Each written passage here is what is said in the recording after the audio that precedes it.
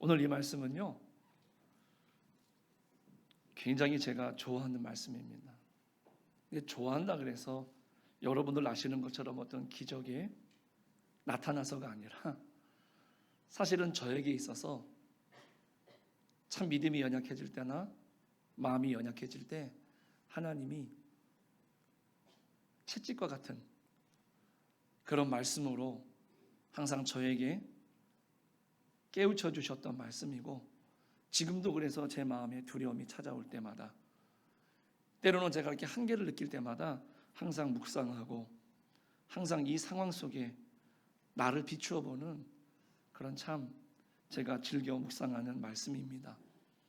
오늘 이러한 말씀을 통해서 우리가 함께 은혜를 나누고 또 우리들이 하나님의 말씀을 통해서 함께 도전을 받는 귀한 시간이 되기를 간절히 축원합니다.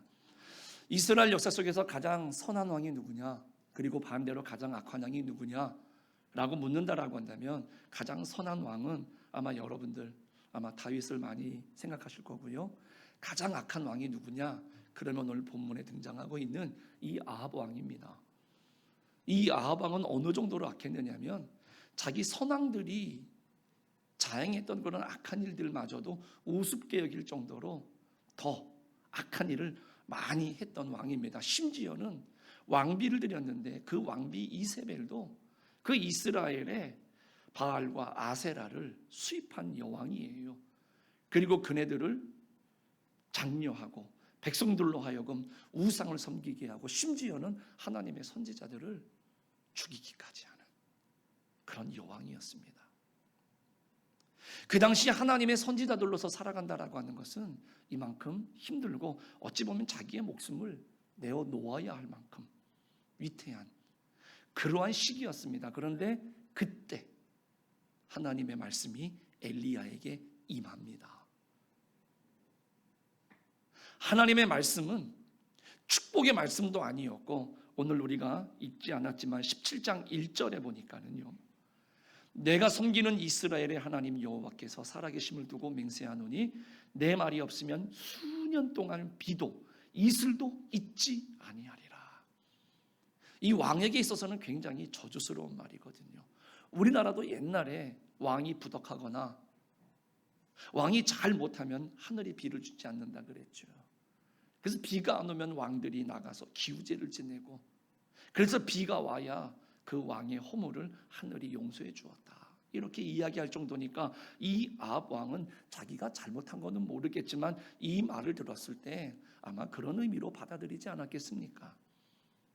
그러니 그렇게 말하고 있는 엘리야가 그렇지 않아도 눈에 가시인데 가만히 내버려 두었을까요? 쫓기는 신세가 됩니다. 그렇게 되었을 때 또다시 하나님의 말씀이 엘리야에게 임합니다. 그 내용이 바로 오늘 우리가 읽은 본문의 말씀이지요. 너는 여기 있지 말아라. 피해서 사르밧 과부에게로 가라. 그러면 내가 너를 섬기고 공개할 그 과부, 이 여인을 한 사람 만나게 해주겠다라고 이야기를 했던 것입니다. 오늘 이 본문의 말씀은요, 그 명령을 받고 움직였던 엘리야와 또 그 말씀에 순종을 했던 사르밧 과부가 만나서 하나님의 도우심을 각각 경험하는 장면입니다. 이 일로 인해서 엘리야는 공궤를 받게 되고 이 여인은 하나님의 은혜를 경험하게 됩니다. 오늘 이 말씀을 통해서 여러분들 여러 가지로 참 할 말이 많아요. 저는 이 본문을 가지고 너무나 많은 시간들을 묵상을 했기 때문에 그렇지만 오늘은 이 여인에게 임한, 과부 이 사르밧 여인에게 임한 하나님의 은혜, 그리고 그 여인에게 임했던 은혜를 통해서 우리에게 향하실, 우리에게 임할 하나님의 은혜를 우리가 좀 생각해 보았으면 좋겠습니다. 제일 먼저 하나님의 은혜는 우리의 형편을 잘 하신다는 겁니다. 사르밧 과부는 성문 곁에 나가서 나뭇가지를 줍고 있었습니다. 그 당시에 안악들이 일상적인 행위였습니다. 밥을 하기 위해서는 나가서 나뭇가지를 주워다가 불을 피워서 음식을 만들었지요. 같아 보이는 행동이지만 이 여인은 달랐습니다. 인생의 마지막 음식을 준비하기 위한 것이었죠. 마지막 남아있는 가루, 마지막 남아있는 그 기름으로 떡을 만들어서 그 어린 아들과 함께 먹고 이제는 죽으리라. 그 여인의 마음이 어땠겠습니까? 참 비통하고 참 비참했을 겁니다. 절망이었을 겁니다. 그런데 아무도 이 여인의 그런 심정을 헤아려 주는 사람이 없어요.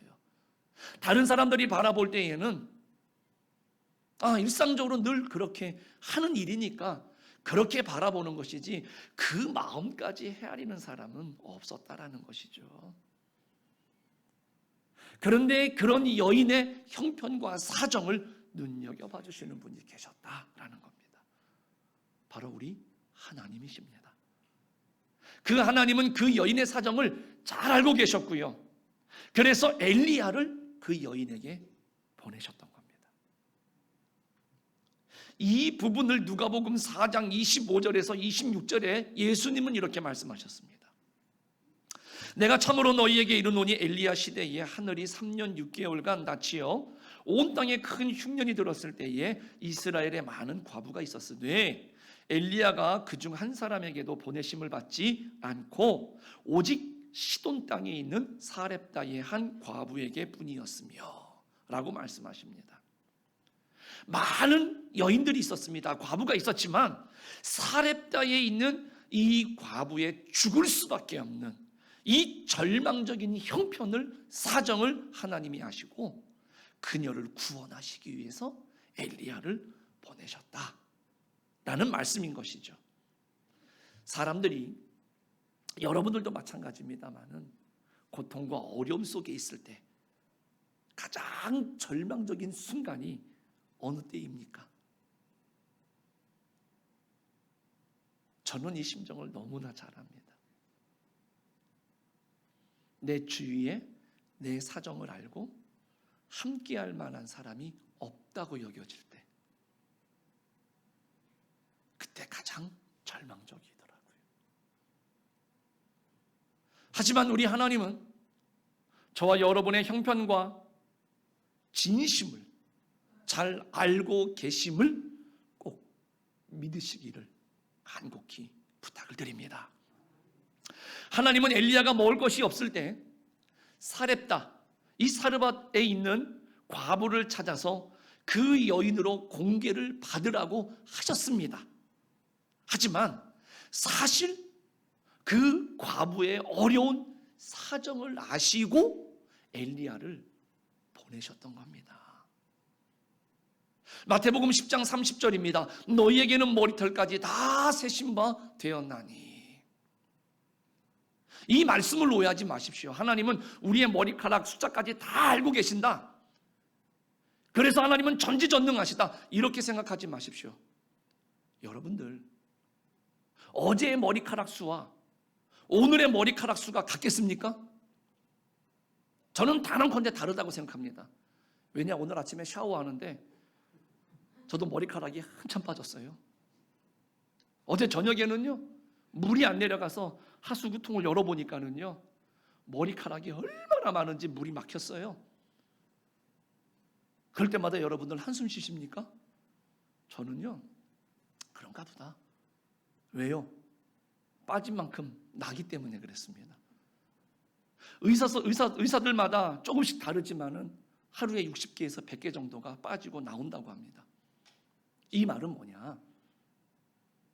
수시로 변하는 우리들의 상황, 수시로 변하는 우리들의 환경을, 그 형편을 하나님은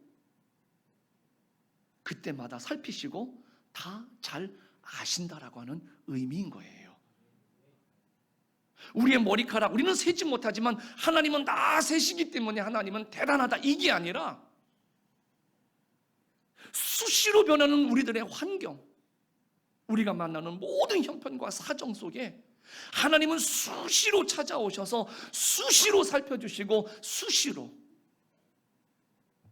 우리들을 돌봐주신다는 뜻입니다.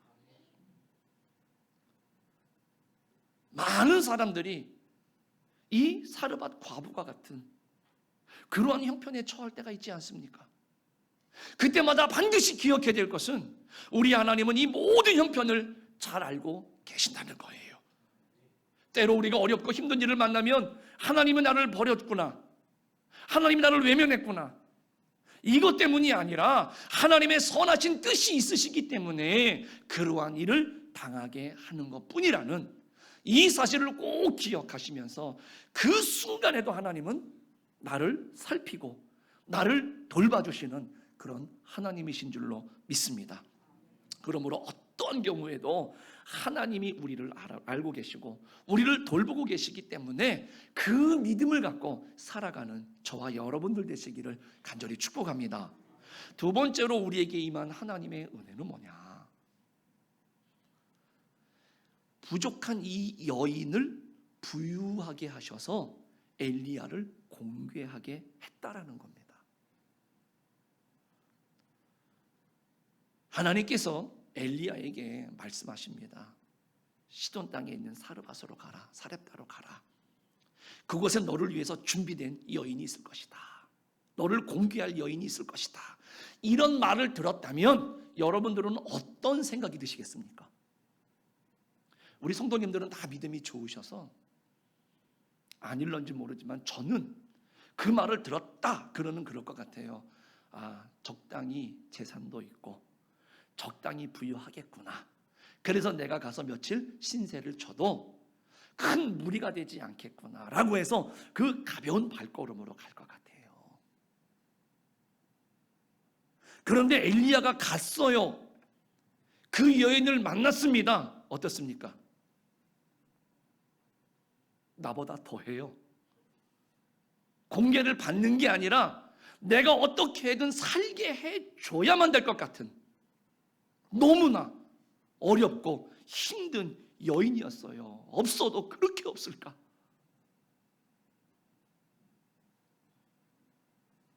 그런데 어떻게 하나님께서 나를 공개하게 하고 저 여인이 하나님의 뜻에 동참하게 할 수 있도록 할 수 있겠는가? 제가 엘리야라고 한다면 그런 마음이 덜컥 들어가지고 마음에 근심 내지는 두려움이 있을 것 같아요.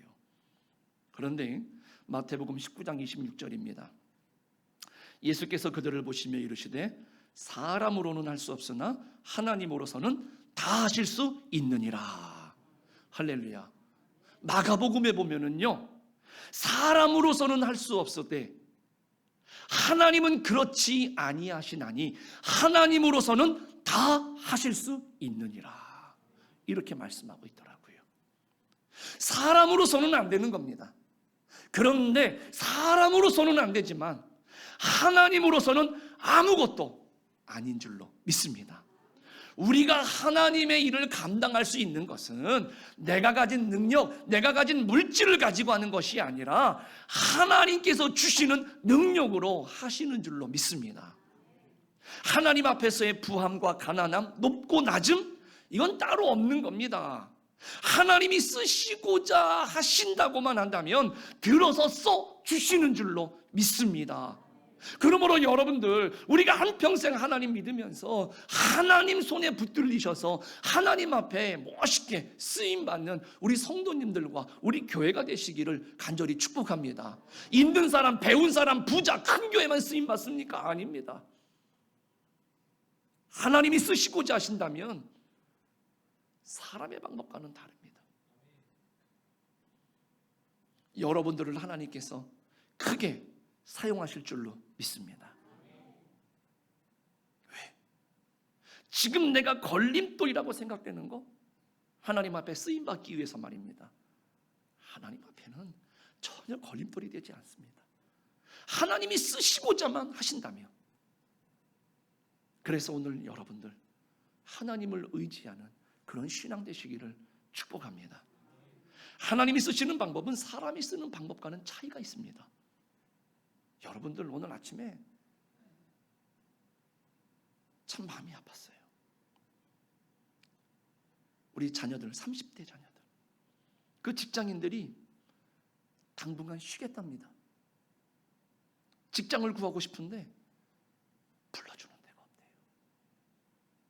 지금 너무너무 어려우니까 직장을 구해야 되는 이 30대들, 우리의 자녀들이요, 젊은이들이요, 찾아도 없으니까 당분간 쉬겠답니다. 이렇게 실업률이 높고요, 경쟁이 심합니다. 그나마 취직을 했다, 뭔가 능력이 되거나 뭔가 줄이 있거나 뭔가 보이지 않는 뭔가가 있는 거겠죠. 그럴 때 선택되지 못한 사람의 기분을 한번 여러분들 상상해 보셨습니까? 저는 이 기분도 경험해 봐서 압니다. 그런데 하나님은요, 연약하고 가난한 자를 쓰시더라고요. 다윗을 보십시오. 사람은 쓰고자 한다면 겉모습을 보고요, 가진 것 보고요, 능력을 보더라고요. 하나님께서 사무엘을 보내셨습니다. 그런데 그 자리에 없대요. 기름을 부을 받을 만한 아들이 없대요. 그러면서 하나님께서 또 있느냐, 다윗을 데려오라고. 아버지의 머릿속에는, 사무엘의 머릿속에는 왕으로서 기름을 부음 받을 만한 그러한 대상은 여기 있는 아들들인 거죠. 다윗은 아니라. 그래서 아버지의 머릿속에 조차도 없었어요. 그런데 하나님은요, 그 다윗이 불러올 때까지, 그리고 기름을 부어서 하나님이 사용하세요. 그때 사무엘에게 따끔하게 말씀하시죠. 너희 사람들은 외모를 보는구나. 나는 그렇지 않다. 나는 중심을 본다. 하나님은 그렇듯 연약한 자를 쓰시더라고요. 왜요? 그래야만 그 일을 하나님이 하셨다고 말할 수 있기 때문에 그렇거든요. 내게 능력이 있어서 일을 한 것이 아니라 전적으로 하나님이 하신 거예요. 그렇게 말할 수밖에 없기 때문에 하나님은요, 쓰시고자 할 때에 연약한 자를 사용하시더라고요. 연약하십니까? 그러나 하나님이 나를 쓰시고자 할 때에 겸손하게 내 자리를 내어드릴 수 있는 여러분들 되시기를 간절히 축복합니다. 구원도 마찬가지예요. 에베소서 2장 8절에서 9절까지 보니까 너희가 그 은혜를 인하여 믿음으로 말미암아 구원을 얻었나니 이것이 너희에게서 난 것이 아니요 하나님의 선물이라. 행위에서 난 것이 아니니 이는 누구든지 자랑치 못하게 함이니라. 유대인들은요, 율법을 잘 지켜서 구원받을 수 있다고 생각을 했어요. 그래서 자기의 공력이 드러납니다. 내가 경건하고 충성해서 그 공로로 구원을 받았다라고 그네들은 생각을 했기 때문에 하나님 앞에, 사람들 앞에 자기 자신을 자랑합니다. 부자 청년이 예수님을 찾아왔습니다. 내가 어떻게 해야 영생을 얻을 수 있겠습니까? 그 율법을 이야기하니까 저는요, 예수님 어려서부터 그 율법을 다 지켰습니다.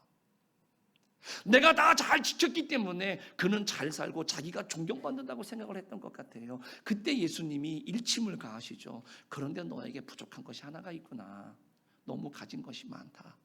그 가진 것을 다 팔아다가 가난한 사람들에게 나누어 주라.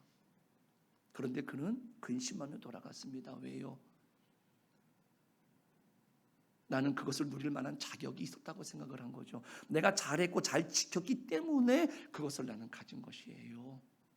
하나님이 주신 것이라고 생각하지 않았기 때문에 그래서 그것을 다른 사람들에게 나누어 줄 마음의 여유가 없었던 겁니다. 만약에 하나님이 주신 것이었다라고 생각을 했다라고 하면은 그는요, 그 말씀의 끝까지 오늘 이 사르밧 과부처럼 순종을 했겠죠.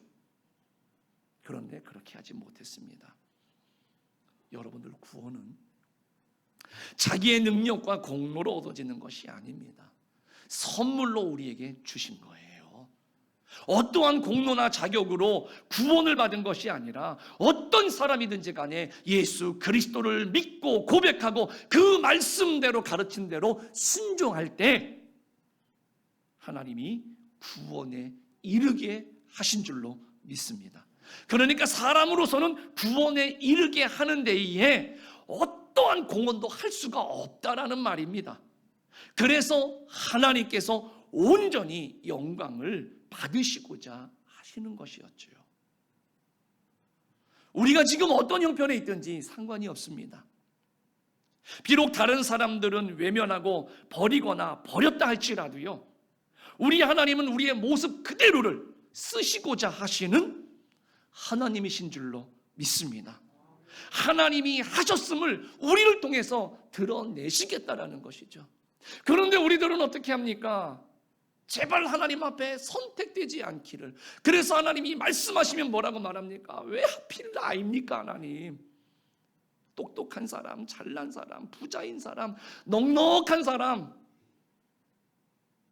이런 사람들이 있는데 왜 하필 나입니까? 그런데 여러분들, 성경을 들여다보십시오. 하나님은 아무나 부르시지 않았습니다. 하나님도 기대하는 바가 있는 사람을 찾으시고 그 사람을 만나주시고 말씀하셨다라는 거죠. 지금 내가 바라볼 때에는 못할 것 같습니까? 연약한 것 같습니까?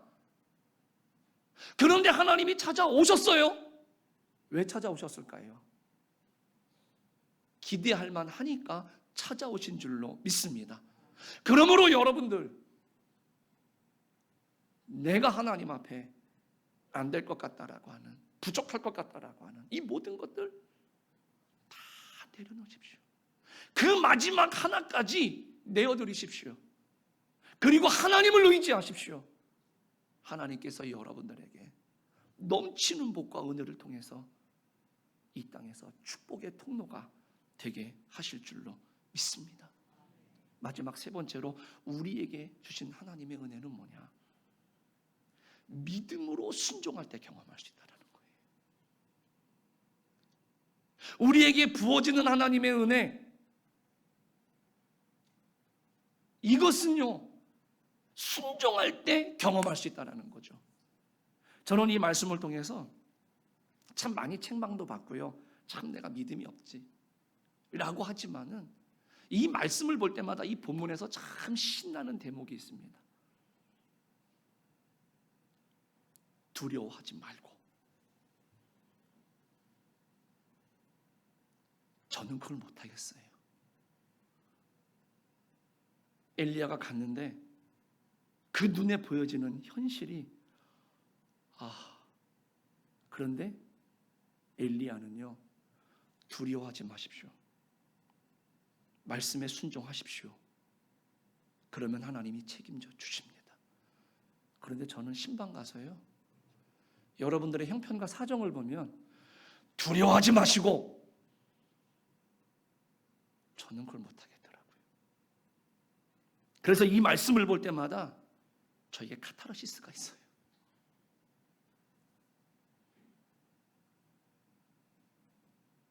엘리야에게 임한 하나님의 말씀, 공개받을게 하실 거다.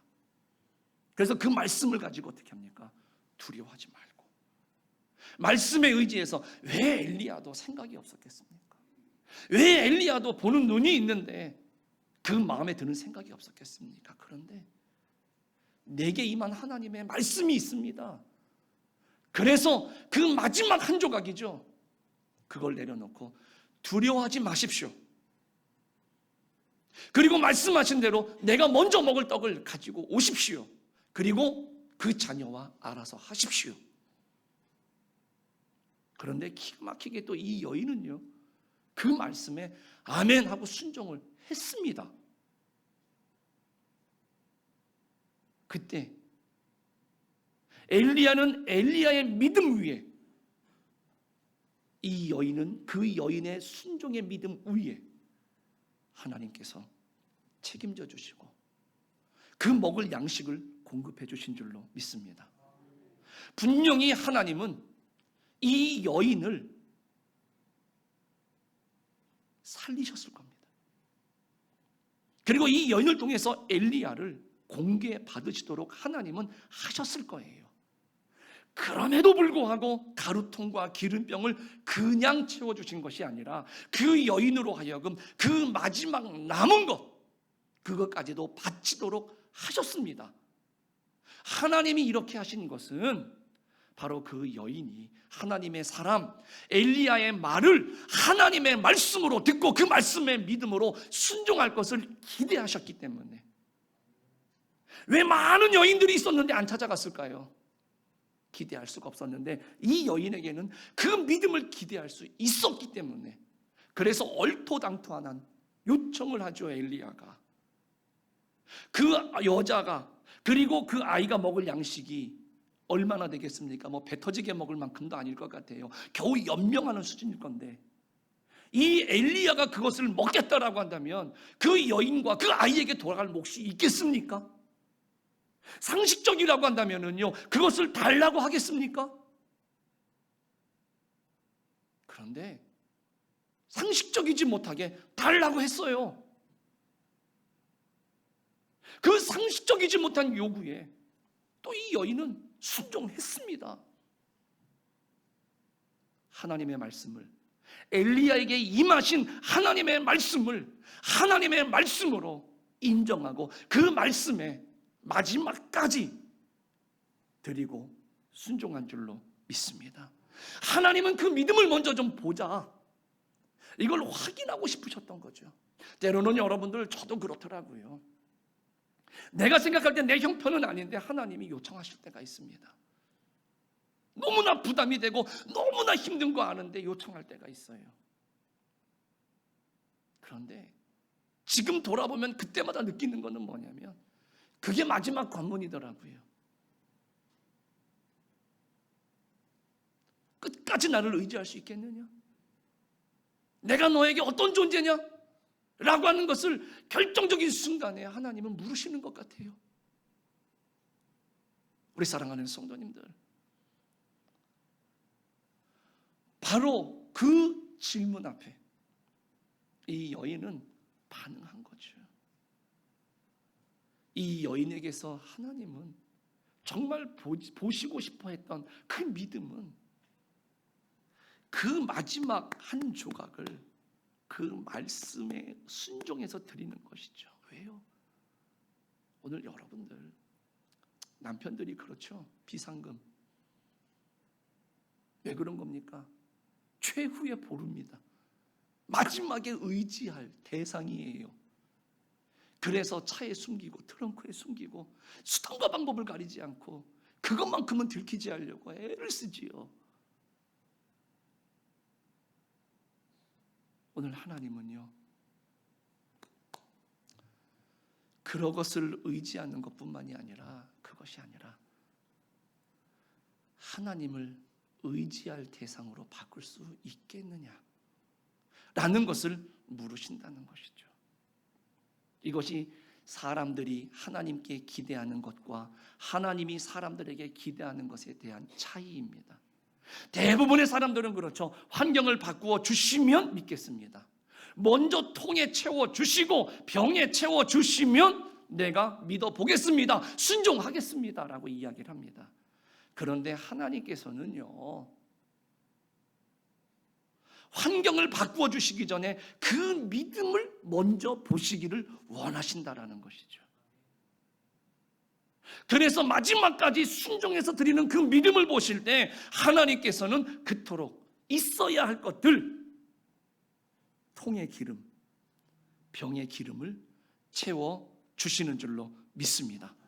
하나님이 원하시는 것, 하나님의 전지전능하심을 믿고 의지하면서 그 말씀에 순종하면서 살아가는 것이라는 것이죠. 지금에 처해진 상황들이 있습니다. 이 여인과 같이 정말로 막다른 골목에 와 있다고 느껴지는 그런 상황도 분명히 있을 것입니다. 하지만 하나님은 그 상황 속에서도 남아있는 마지막으로 하나님께 영광을 돌리고 하나님을 예배하고 하나님께 그 삶을 드리라고 하신다라는 것이죠. 그 생명과도 같은 것조차 하나님이 받으시고 싶다라고 이야기를 하는 것이죠. 그래서 떡을 의지하던 그 인생이 그것을 내려놓는 순간 이제는 하나님만 바라보고 하나님만 의지하는 인생으로 바뀌어진다라는 것이죠. 오늘 우리들이 원하는 인생이 그 인생 아닙니까? 여러분들이 기도할 때 왜 이 사순절을 통해서 주님의 십자가를 바라보면서 왜 우리가 그렇게 가슴 아파합니까? 죽기까지 순종하셨어요. 마지막 자기 목숨까지 내려놓으셨다는 거죠. 겟세마네에서. 나도 그와 같이 살고 싶습니다. 나도 그와 같은 믿음으로 주님의 뒤를 따르고 싶습니다. 그래서 하나님 앞에 갔을 때 내가 위로받고 싶고 인정받고 싶습니다. 이게 우리 신앙인의 고민 아닙니까? 그래서 하나님은 찾아오시지요. 그러고 싶으면 곧 내려놓을 수 있겠냐? 곧 마지막까지 내려놓을 수 있겠냐? 물으시는 거죠. 그래서 하나님을 더욱더 의지하는 인생, 여러분들. 그래서 그것을 주님께 내려드리고 주님께 올려드리면 죽는 것이 아니라, 끝나는 것이 아니라 하나님께서 풍성하게 채워주실 줄로 믿습니다. 진짜 하나님을 의지하는 인생, 그 인생이 어떤 삶을 살게 될 것이냐라고 하는 것을 이 땅에서 많은 사람들에게 하나님 나라의 삶을 그 사람이 이 땅에서 살아가면서 볼 수 있도록, 증거자가 될 수 있도록 하나님이 만들어 주신다라는 것이죠. 우리 사랑하는 성도님들, 우리에게 남아있는 마지막, 그것까지도 주님이 지금 원하신다. 주님 앞에 내어드릴 수 있는 그런 신앙이 되시기를 간절히 축복합니다. 그래서 우리는 그 떡 한 조각을 의지하는 것이 아니라 하나님을 의지하는 믿음으로 살아가기를, 그 인생으로 바뀌어지기를 주님의 이름으로 간절히 축복합니다. 기도하겠습니다.